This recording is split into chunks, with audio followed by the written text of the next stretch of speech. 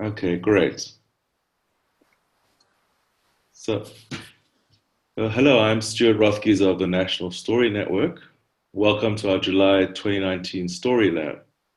This session is brought to you by Storytelling in Organizations, a special interest group in the National Storytelling Network. Today, we're joined by Dr. Chené Swart, owner of Transformations, a narrative coaching and consulting company in South Africa, who's going to speak to us about reauthoring in organizations. Chené Swart is an international narrative consultant, coach, and trainer who works with individuals, businesses, and civil society organizations, has given her a deep understanding into co-creating environments that serve as the ground for authorship of individual narratives and co-authorship of team and organizational narratives. Chené is the author of the book Reauthoring the World and trains organizational consultants, coaches, and leaders in narrative reauthoring practices in South Africa, the USA, Russia, and Belgium through apprentice journeys. He teaches reauthoring leadership practices at various international leadership schools. At the heart of Chené's narrative reauthoring approach is ways of working and being with people that ignite the honor, dignity, and beauty of their lives. So welcome, Chené. Thank you for joining us. Thank you so much. Can you hear me clearly? Absolutely. Stuart? Okay, fantastic. All right. So, Chené, how did you start doing narrative work? Oh, it started in my own life, firstly. At the end of the 90s, I was stuck in a story in my own life. And since I was very small, I read lots of psychology books and was on a search of finding ways to listen to people that are respectful and that would open up new possibilities. And so when I found myself stuck in my own life story, I was so glad when a friend of mine said he found this new kind of therapy called narrative therapy. And I still remember the lounge we were sitting in, and he said, "Are you interested?" And I said, "I'm desperate. Try it on me, please." And I remember for the first time in my life, I had this sense that I was not the problem. The problem was not inside of me somewhere, but that I was in relationship to a problem. And there was such a sense of liberation, in a certain sense of this separation, just the mere thought of it, that I went on a search to find this therapy. Where can I learn how to do it? And I did here in South Africa through the University of South Africa. I did a master's and a doctorate in narrative therapy, and thought I'll sit in a little room for the rest of my life doing one-on-one sessions with somebody else. When I met an OD consultant, organization development consultant, I had no idea what OD meant. I thought it meant overdose, but then I heard that there's actually a job called organization development consultant.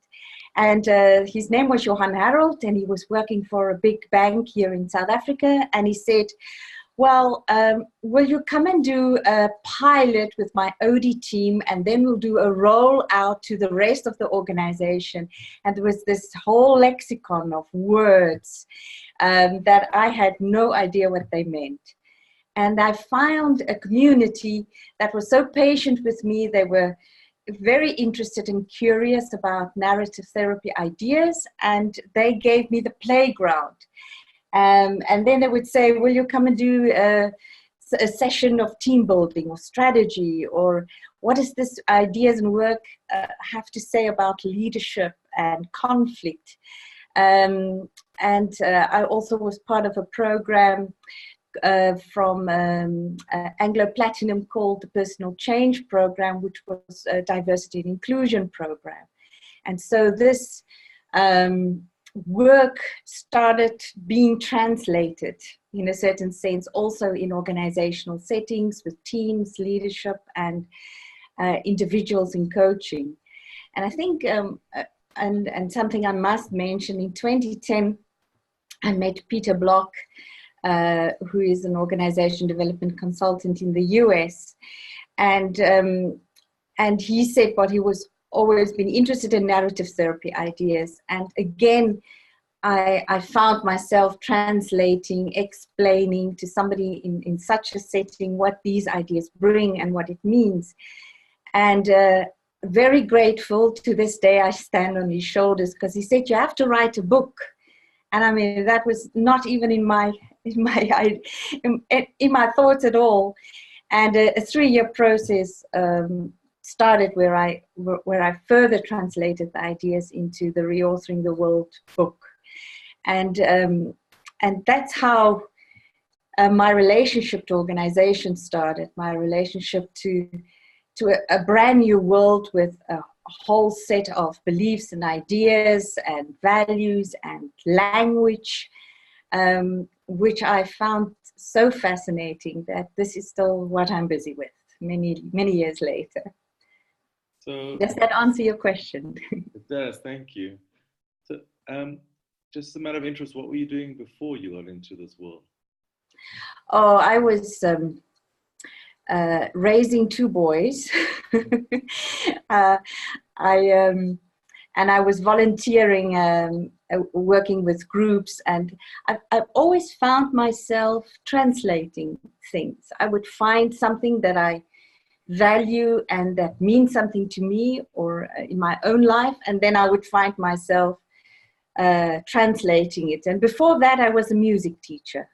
That was my first real job. Started out as a music teacher.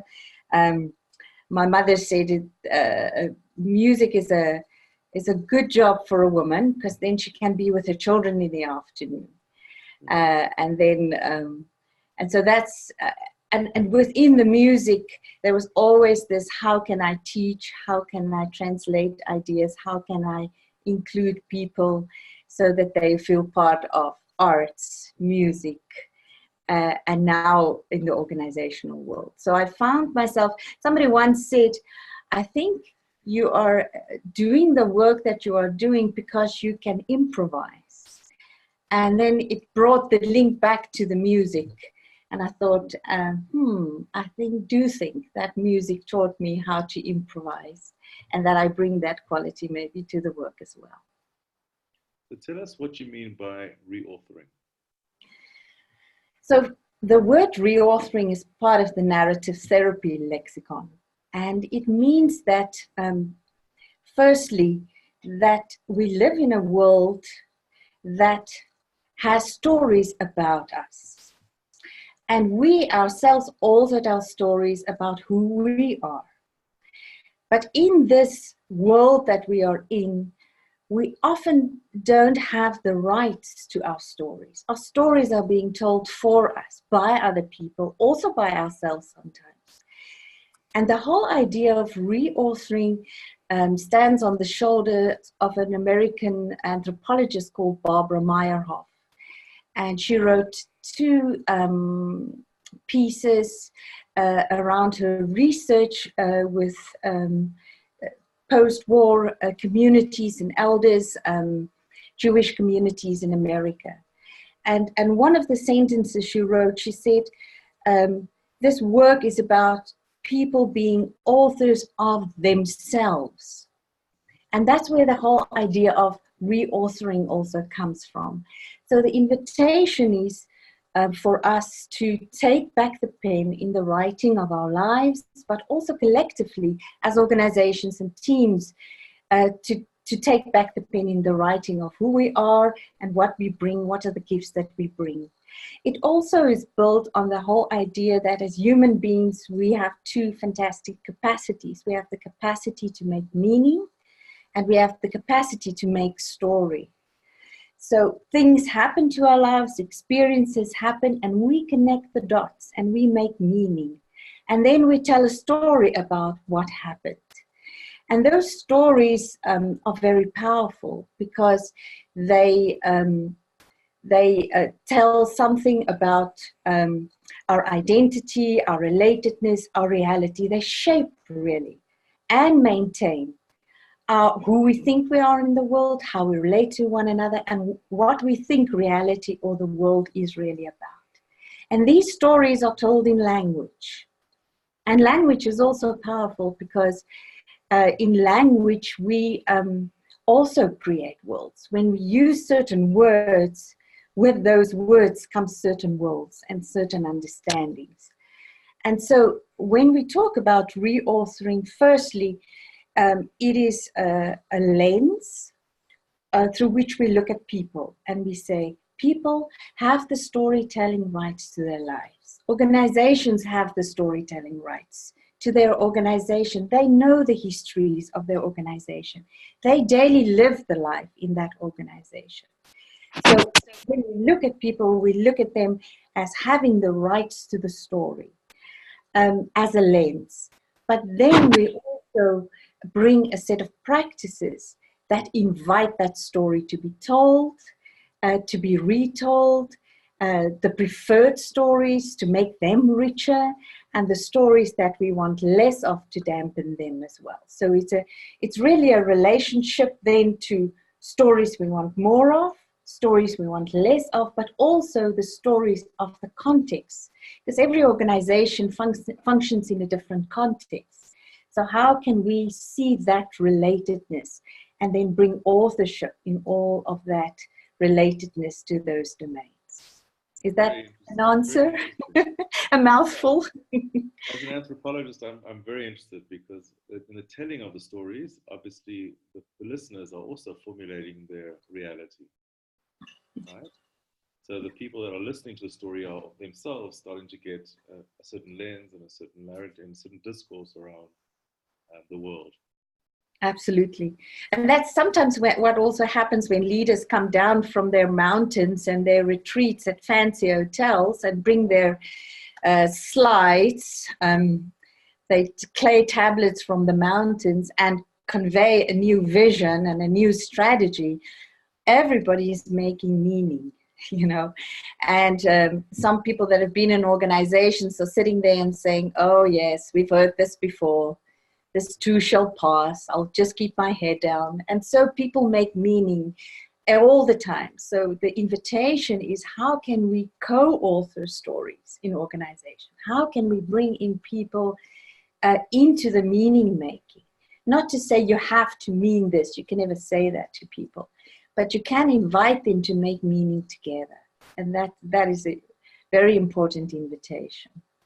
So can you give us an example of when you've used this process with an organization, with a client? I think one of the, if I can give an example of especially the context, the relationship and the authorship to context. I've in the last 3 years, I've worked with Tourism Flanders, which is the Dutch side of Belgium, and their Department of Tourism. And one of the departments in tourism is called Everyone Deserves a Holiday. And in Flanders, they this department facilitates holidays for people that are different, economically different abled, mentally different abled, physically differently abled. And I would call it an alternative story because they strongly believe that everyone in Flanders deserves a holiday. Now, when they come in with that alternative vision, there's a whole world, a whole context that have something in mind, especially in our Western world. Who's allowed to go on a holiday? What kind of money do they have to have? What kind of work do they have to have? And so I met them in 2016, the team.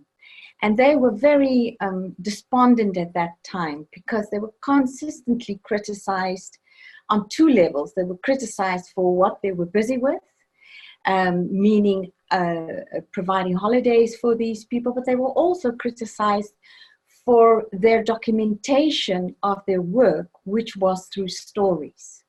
People say data is the real currency in which you sell things, and surely not stories. And so one thing that I use when I work with context or the reality or the world in which an organization or a team functions, I use the story of David Foster Wallace in his college speech called "What is Water?" And most probably you're familiar with that, but for those who don't know it, I'll just retell it. So he tells the story of the three fishes.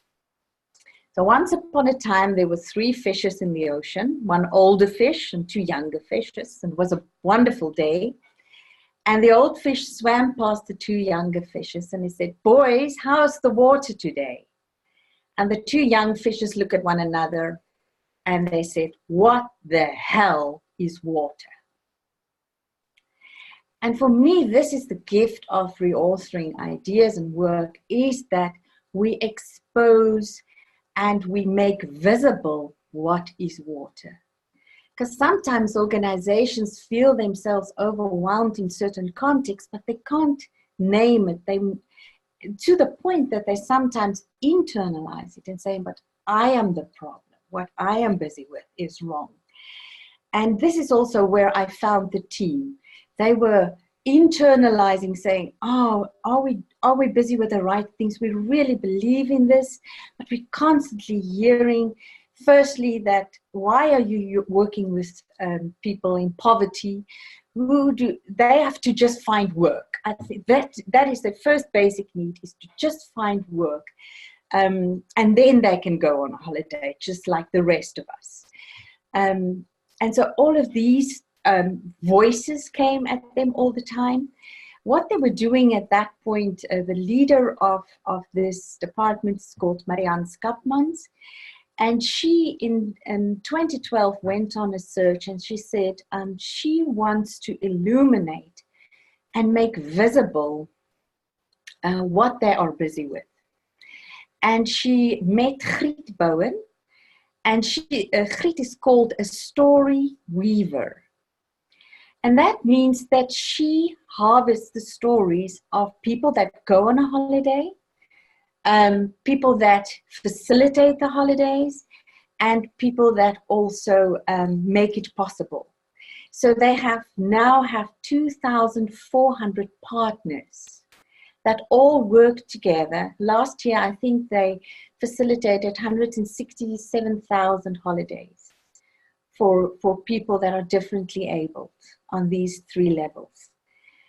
And what they realized, and when they saw the water of data as the only way to document what we're busy with, the water of economics, the only way for people to enter these holidays, they called this the ocean. They say, "This is the ocean that we are swimming in as a team." And what they realized also is that they could now also see the counter world. They could also see that these are the stories that are different than this world. This water world, this is water world, often presents itself as fixed, as this is the only way things work, this is how it's always been, and this is how it will be forever. But that world never opens up the alternative possibilities. And so they have been documenting about 2 stories per week of either people that have gone on holidays, that have facilitated, that means hotel people that are managers of hotels, or parks that give discounts to people, that also welcome them to come and have a holiday, to make them feel welcome. And so what they are doing, they are shifting the story of who's allowed, who can enter, who can participate. And in that sense, they are a counter world to a dominant understanding of how things should be. And so what they've also done now is they take these stories to policy meetings. So when there's any decision need to make, one of the stories go. The team also needs to read every week the stories that have been harvested. And since I met them in 2016, they have now also done a large-scale listening exercise. So on their website, you will find about 800 stories already captured through the Story Weaver, and there's now a team of Story Weavers listening to people of these on these different levels. There is also a large-scale listening exercise with 1,000 people whose stories have been harvested.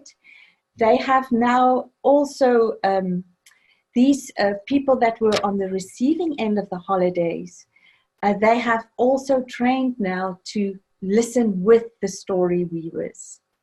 So they are what they call ears. They have 30 ears that are on the ground listening to people in this different contexts and harvesting their stories and bringing them forward. And so in this understanding, the storytelling rights of the organization has been given back to the participants who they've listened to, and they are now also co-creating this counterworld, making visible the counterworld. Because I think the dominant understanding in This Is Water is that we start to lose hope and we think nothing will ever change in this world. I think the climate crisis at the moment is also a beautiful example. Nothing will ever change. What can a 16-year-old child do? Come on, really. And now the counter narrative is thickening and thickening as it's been told and retold in different contexts, which is bringing a lot of hope. It reminds me of Augustinus, who said, hope has two beautiful daughters. And he was a man that lived in about 300 after Christ in North Africa. And Augustinus said, hope has two beautiful daughters, anger and courage. And he said, if we're not angry enough about what is wrong in the world, nothing will ever change. And if we don't have enough courage to do something, nothing will also change. And so what I found this community, I would call them, of everyone deserves a holiday, is that they were angry enough about people that were excluded in the world of travel and leisure, but they had enough courage to co-create a different world with them. The last time I've listened to Trevor Noah, I don't know if you know him, he's proudly South African host of the Daily Show in America. And he was recently interviewed by the Washington Post. They had I don't know if it was a conference called The Future of Everything. So they interviewed him and his whole production team. And because the future was in the conversation, the host asked him, so Trevor, what's in your future 10 years ahead? And he then started explaining that the future is not something that we aim for, but the future is what we do every day in making possible what happens. And so when we harvest stories of an alternative every day, we are busy creating a different future than the one we currently have. And for me, that is this community that works together as a small team of 12 people, but with all of these partners, they are creating an alternative story around the human right and dignity to travel. So for me, they are an amazing example. And the other thing that narrative ideas talk about is that we are never totally overtaken by This Is Water. there are always small acts of refusal and acts of protest. And they might seem insignificant in the larger scheme of things, but in the case of Everyone Deserves a Holiday, every story counted in creating a counterworld, to the point that they now even have a law saying everyone deserves a holiday. Oh, wow. Which also has its challenges, because then you want to solidify things that have been self-organizing. But they are also now reauthoring what that means when once we have a law about that. So we've created a documentary together called Co-Authoring Communities. I think I've sent the link to you, Stuart. If not, I'll do it. So there's a whole article that we've written, Reauthoring Travel and Hospitality is the article we've written together with Marianne and Griet. And then we also have made this documentary together where you see the wonderful team. It's in Dutch, but there are English subtitles, so you'll be able to understand. So I think what we'll do is we'll send those links out when we perhaps advertise this recording. So, I mean, I wish my mother would learn about this, because she's always complaining to me about how many holidays I go on. She's always saying I should go on fewer holidays and then I would have more money, etc. So maybe she should also get some of these alternative stories. So the last question I have for you is around, you spoke earlier of helping leaders with reauthoring their narratives. Can you tell us can you give us an example of one such case where you've helped a leader reauthor their stories?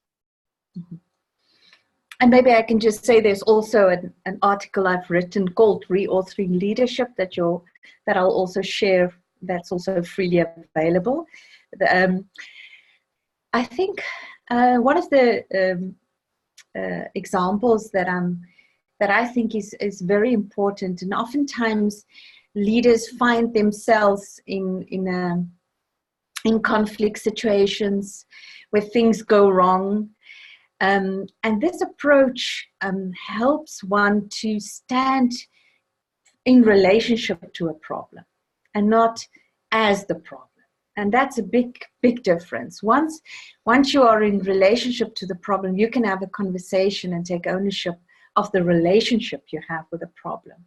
But if the problem is inside you, you just have to jump off the earth, I think, or go on a spaceship with Elon Musk. Or, what?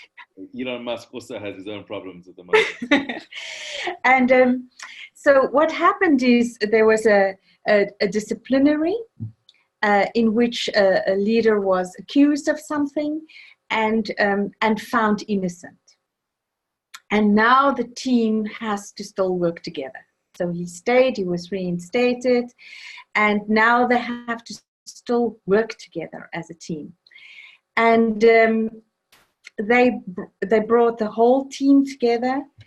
And one of the entry points of our work in understanding story is to talk about moments. Once you ask people to tell me a story in Western context, is very difficult, because especially here in Africa, only people of indigenous cultures really have stories and can tell them in a great way. So what I've seen here in our context, if you ask about a moment, then it is small enough for people to enter. Everybody has moments. Tell me about a moment. And what happened in this group is everybody was asked to tell about a moment that would help us understand how this whole disciplinary action impacted the team. Take us to a moment. So when you do that, you are not putting a value judgment on who's right or who's wrong or whose interpretation is the most true. You are honestly sharing a moment that had a great impact on you. So everybody, there were about 8, 9 of the team, came together and shared these amazing moments that brought the group to tears. Because when we are in conflict situations, we don't always have insight into how things affect people. And once they saw that, the effect, they could start imagining how would they now want to be different with one another.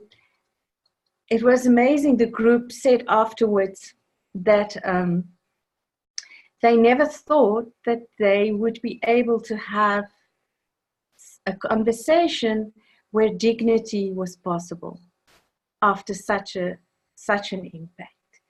And I think this is, if we think of the effect of reauthoring ideas, for me, dignity is one of the effects, so that we look at people, we don't judge them, we don't assume that we know about them, things that they don't know about themselves.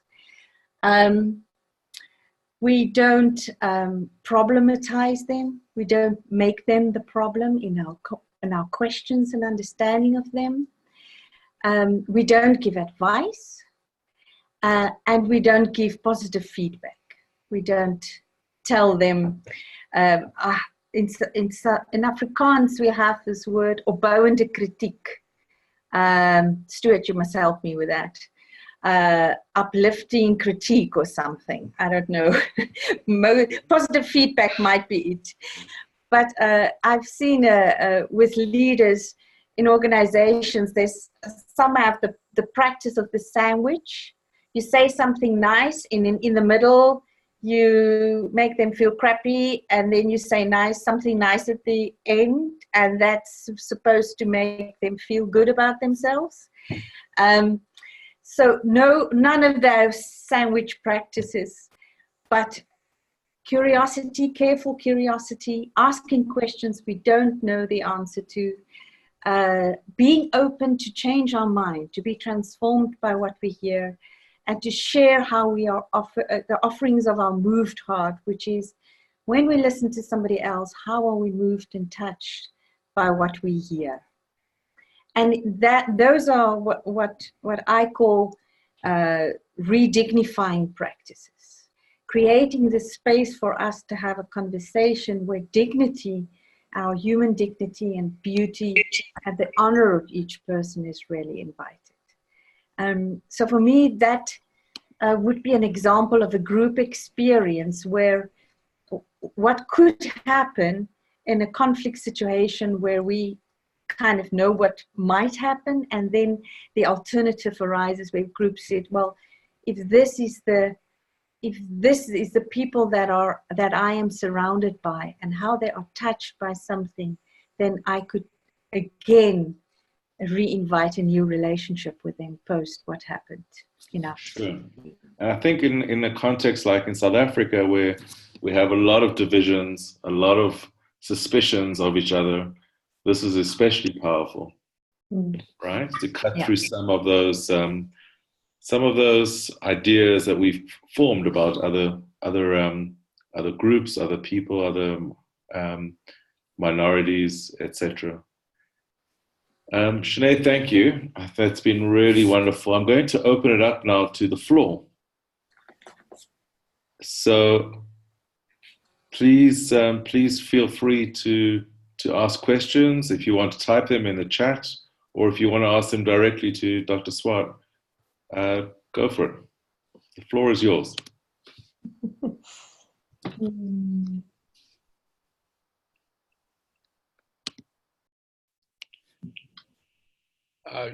Chene, I have a little bit of an advantage because I sat in on Story of the Future, and of course you contributed to that, and I have your book, so maybe I have a little bit of an inroad to what you're talking about today. The dominant narrative that I'm working to disrupt or unseat is ageism. Oh, yeah.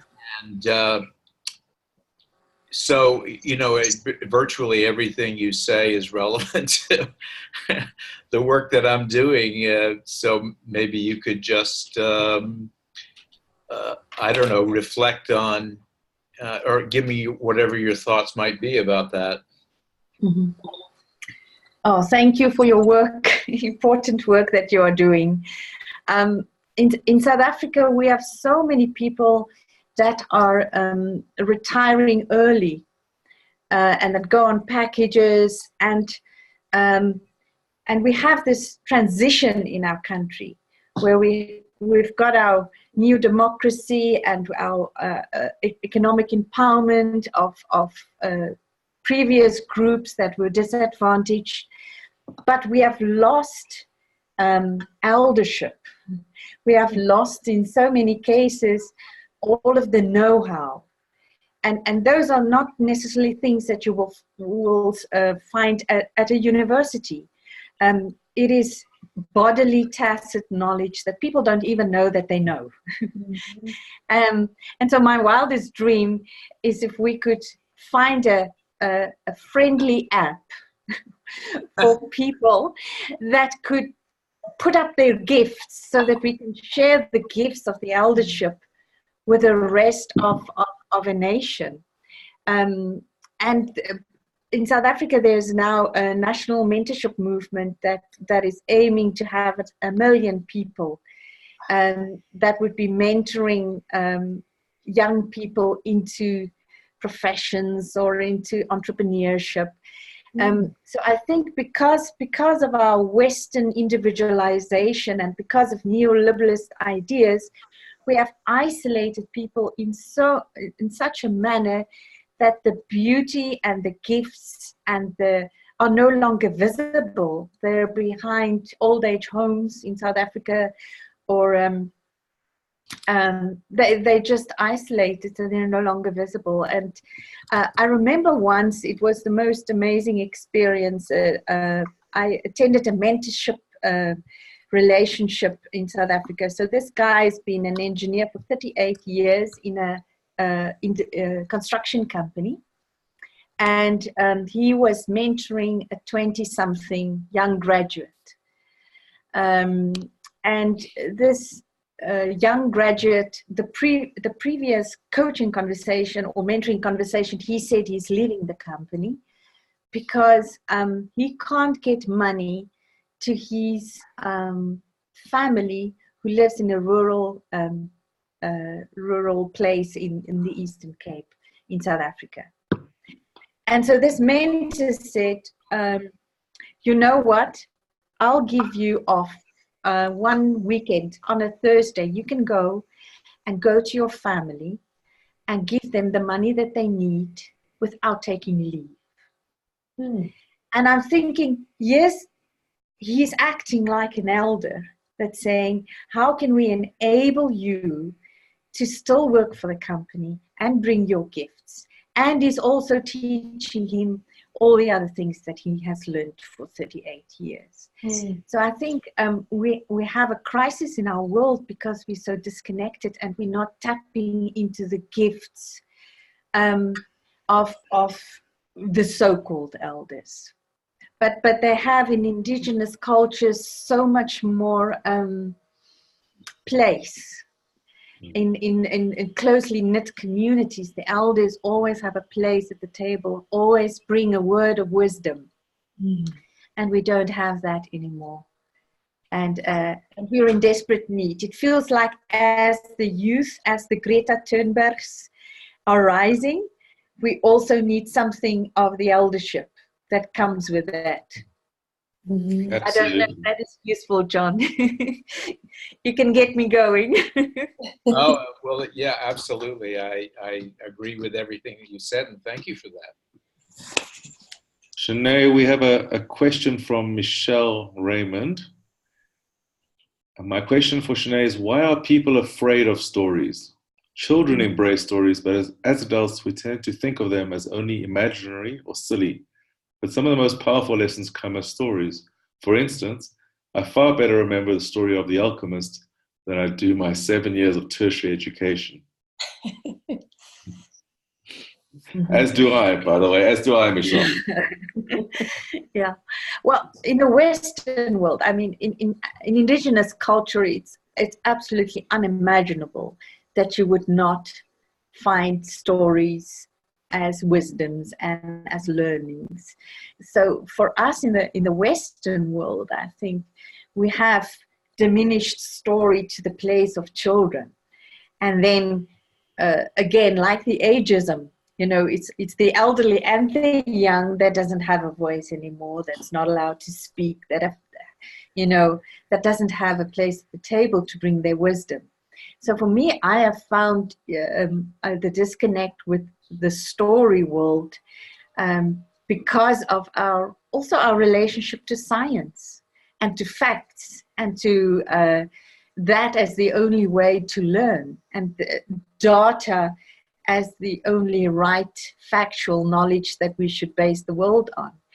And so for me, stories in the domain of the mystery, and sometimes we tell a story, but the story takes us somewhere, and it's not necessarily scientifically proven or can be proven. So I think our relationship to stories is a relationship to science. It's a relationship to the mystery that's no longer so prominent.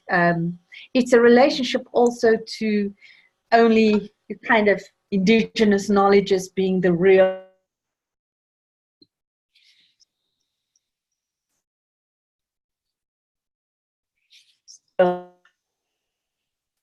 it not being the real knowledges. It's only indigenous storytelling and indigenous knowledges. It's only now that we would also find that back into, I mean, and I think in Auckland, they're having a master's in indigenous knowledges. So I think that has gone wrong with story. Is that who knows, who's allowed to know, and then also who's allowed to speak. Thank you. I think we've got time for one or two more comments or questions. Anything you want to add to what Michelle? Anything you want to add to what Chene has already said, or some of your own experiences around the transformative power of narrative?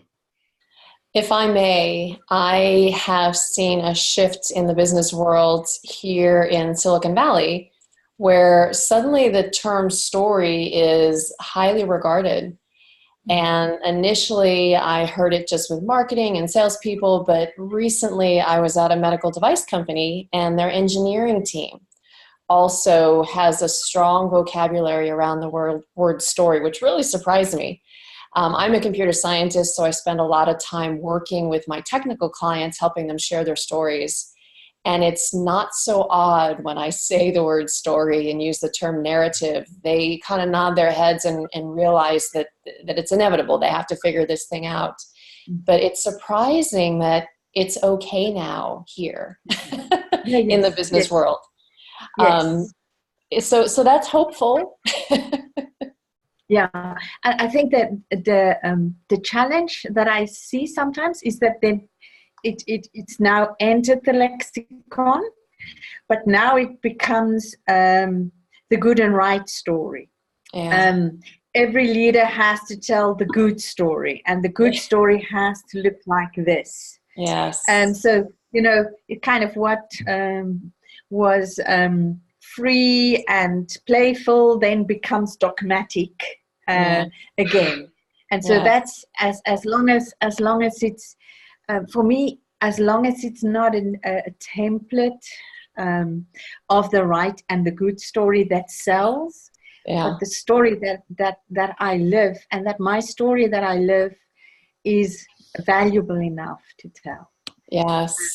Yes. And those failure stories are so important. In fact, just the other night, I was invited to an event I could not attend, and it was called San Francisco, and then I won't use the full term, but FU. And apparently it is for entrepreneurs to stand on stage and talk about their failures, and for all of the entrepreneurs to share these failure stories so they can learn from one another. And that is pretty cool too. Yeah, So absolutely. it's changing slowly. Absolutely. And it's deconstructing the whole power of who knows, and only by success. There's this whole world of water around success and what brought you there. And